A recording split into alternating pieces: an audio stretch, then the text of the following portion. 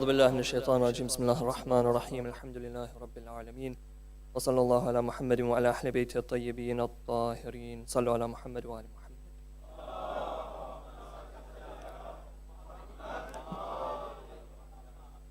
Born into a house noble, a miracle.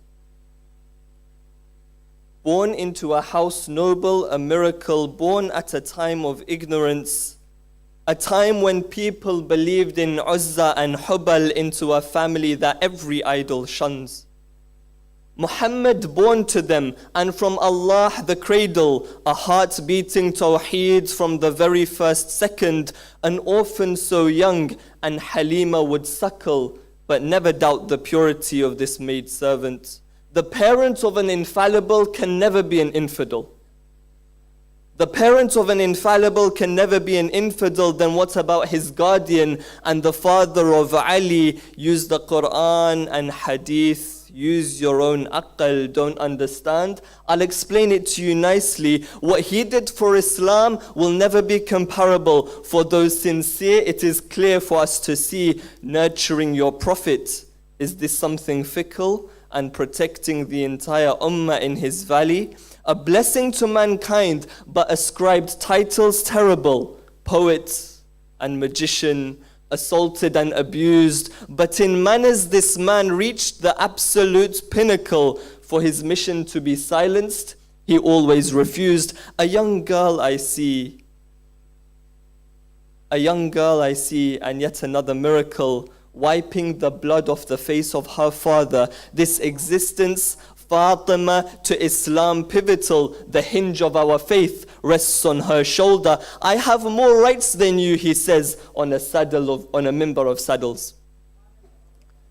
I have more rights on you, he says, on a minbar of saddles. Muhammad isn't first. He chose number one, but they're all Muhammad, the first, the last, and the middle. He had a flawless lineage instead of just a son. A story full of them, and yet another miracle. A date shared by the Nabi and the founder of the Ja'fari.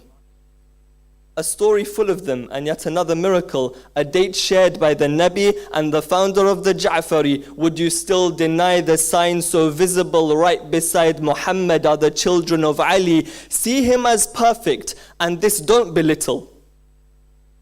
See him as perfect, and this don't belittle, like the ones who insult him next to his grave, where the ones who forever defend him, he is infallible, just like those after him who this religion saved.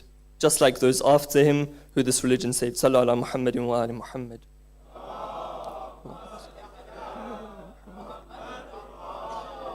On this day of incredible joy and celebration, I want to talk about al-Mu'mineen, the mother of the believers, Sayyidah Khadija salawatullahi wa salamuhu alayha.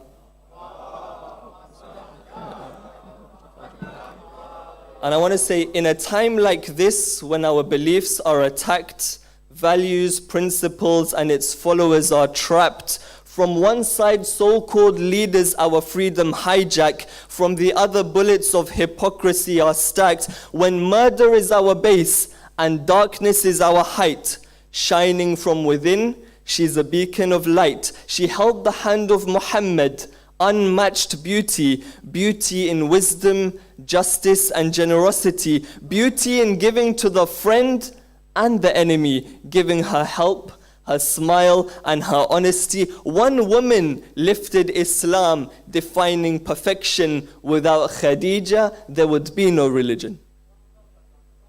For those who have not heard of her story, listen. She's the princess of Arabia, and none would question. Those who claim women are oppressed in our faith, her life is the answer to this allegation. They say women are submissive and have no say. Did you know she was the cause of Islam's ascension? They're forced to cover themselves, hidden from the world. Did the hijab of Khadija prevent her progression? Then she'd look for a man, someone like her, pious, truthful and trustworthy, and full of affection. Titles she'd acquired already and wanted to share with a man who she'd stand beside without exception. They'd marry and God would be their witness. They'd marry and God would be their witness and angels would send congratulations. You wouldn't see Ahmed without her beside him. Her existence surrounded him every direction. Support not only for Muhammad, her husband, but for the perfecter of man's every dimension. Through thick and thin, hardship and ease, when thrown on him were flowers or plotted was deception. For it's not new that Islam is under attack. All that's new is the stories and the people's perception. And Khadija was the first to respond and defend, so we follow her lead, our inspiration. There was a time women were seen as second class. There was a time women were seen as second class. The Prophet with his wife removed this suggestion. Then she gave birth to another mistress.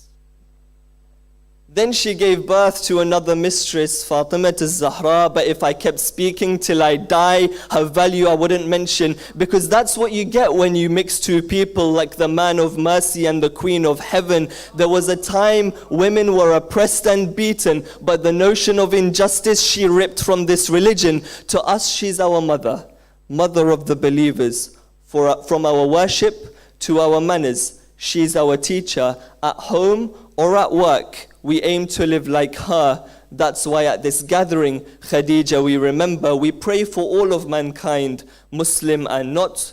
We pray for all of mankind, Muslim and not, that in each day of our lives, her beacon of light shines. Sallu ala Muhammad.